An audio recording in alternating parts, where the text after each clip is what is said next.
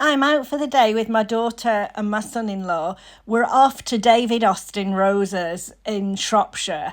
I don't know whether you remember, we were going to go half term when it was half term, but unfortunately, my daughter got COVID, so we couldn't go. Anyway, she's all recovered now, so here we are on our way. We're so excited. My daughter's loves gardening and I love roses as well. My husband loves roses. It's quite straightforward to get there, but the last trek of the journey is down this very narrow road, which only takes sort of one car. So you just have to be warned that it is, you think you're not there, but you are getting there. It is signposted. Once you get fairly near, there are signposts saying David Austin Roses. Oh, I have to say, it was an amazing day out. And what I'm going to do is, I've taken lots of photos and a little bit of video, and I'm going to talk over it, and I'm going to tell you the David Austin story, which is in their handbook. Now, the handbook's absolutely free, and you can actually get it online. You can go online and order it. So I would do. There's lots of information about in the handbook about the roses, all the individual roses, and how to look after them. It is really worth getting it. I think we're getting a little bit nearer now. Here we are. I think we're getting quite near now. It was a lovely journey. It took us from the northwest, it took us about 2.5 hours.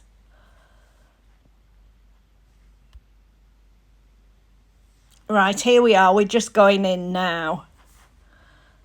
Oh, here we are outside David Austin Roses. So this is as you go in at the entrance. There's like a big shop, store selling all different things. Here's a photo of me outside.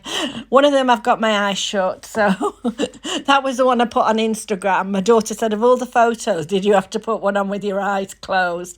But I couldn't see. I didn't have my glasses on. The shop is actually, it doesn't have the flowers in, it's just sort of other things that they have. There's things that are fragranced by them. This is the start of us looking at the roses. There's lots of different rose rooms, I'm saying rooms, they're not a room, but an area like a rose garden. And all the roses are really well marked. There's some absolutely beautiful. It's beautiful. I mean, my camera work doesn't do it justice because I'm no photographer. So, as the name suggests, I'm going to read this from the David Austin handbook. It's a David Austin story. And it says it was, as the name suggests, it was by the hand of Mr. Austin that the story began. In the late 1940s, as a teenager, he developed a passion for plants and fell in love with roses. Don't we all love roses? This resulted in the creation of the very first rose, Constance Spry, released for public sale in 1961. During Mr. Austin's lifetime, he bred more than 200 English roses, built a great British business and raised a family. It was to his son David that the secateurs were passed and to continue the cultivation of the finest of English roses. Like his father, David's relationship with roses began as a teenager. His initial motivation being to make his own money to fund the motorbike that it would grant him greater freedom and independence, especially living 7 miles away from the nearest town. This was in the early 1970s, when the business was small and the toil especially tough. He worked with the team in the field growing the roses. The task of cutting wood, budding and patching, one of the most grueling jobs on the nursery, often fell to him, but all the while instilling him the importance of preparation and learning from the bottom up. It wasn't until 1982 that David joined the business full-time. Motorbiking and university days done, he worked from a second-hand porter cabin while his father remained working in the family home. These were, after all, still the very early days of David Austin roses, but in 1982 it proved to be a milestone for more than one reason. The company qualified for its first Chelsea flower show, a turning point and memory still held dear to this day. As the years ticked by, the business evolved. Roses had been sold by mail order from the beginning of the early 1990s. The roses began to appear at carefully chosen garden centres across the length and breadth of Britain.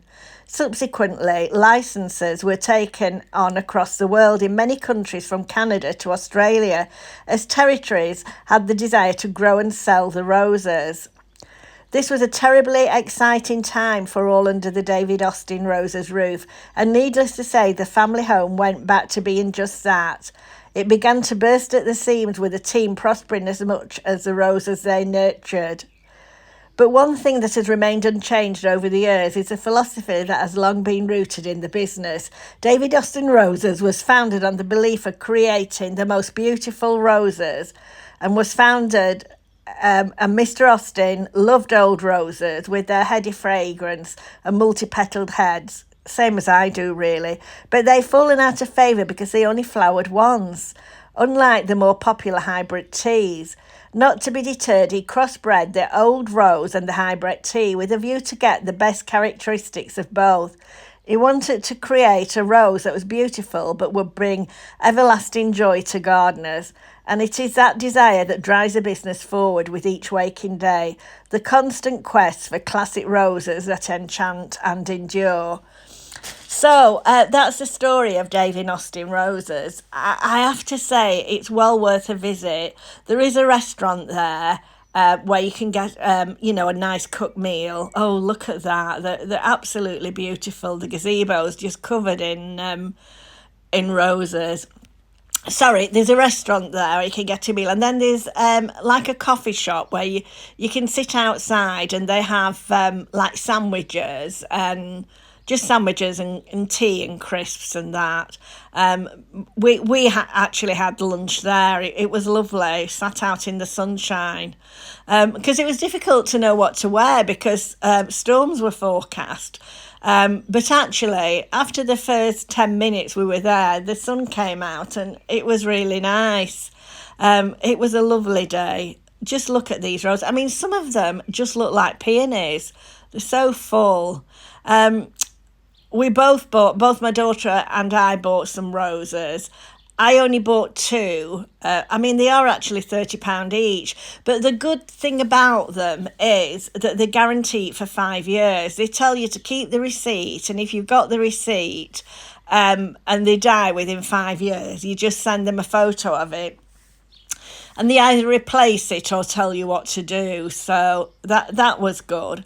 There was also lots of gardeners around there to help you and talk to you about the roses and tell you how to look after them. So I bought the one that's on the front cover of the magazine, of the handbook. I'll show it you after, and that's called the Queen of Sweden.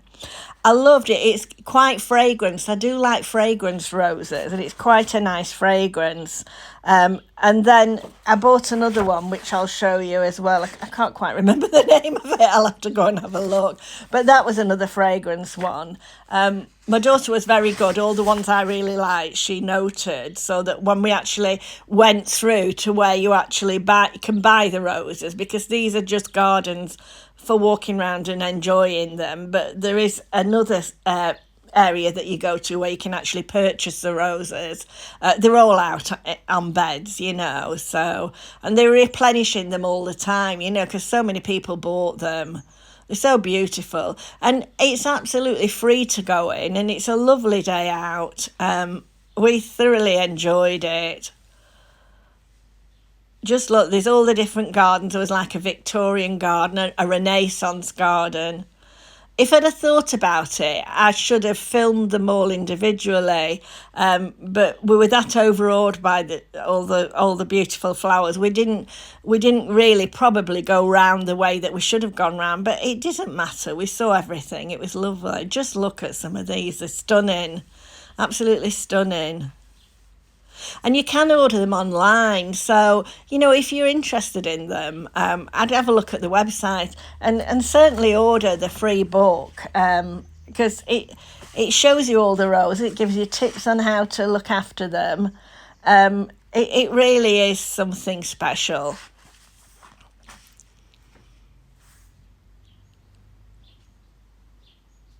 There's just so many. And the fragrance was lovely. There was lots of little quiet areas where you could sit down.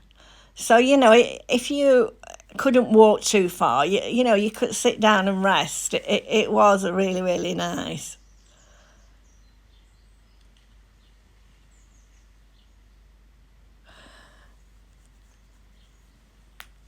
The thing that I thought was amazing as well, I don't know whether they put something, I mean, we did see a couple of little sachets hung up on some of the trees, but there wasn't lots of insects and that about. It seemed, I mean, it was lovely. It was just lovely. And it does say that they use bees to, pollinate them and everything. So, but, you didn't see that many. Whether it was just the weather and the day that we went or not, I don't know.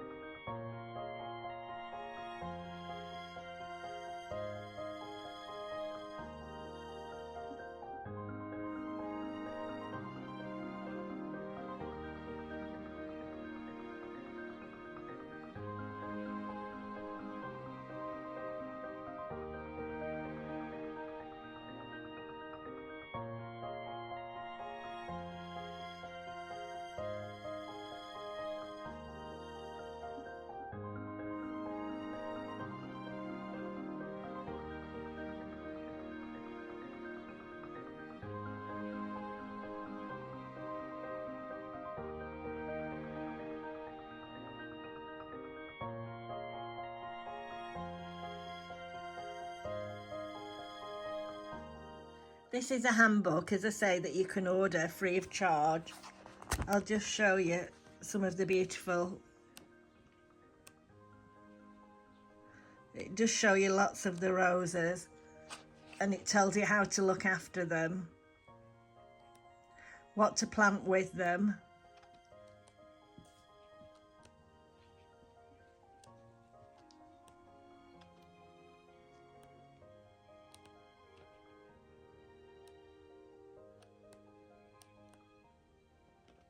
So this is absolutely free, and I do think you can order it online from their website.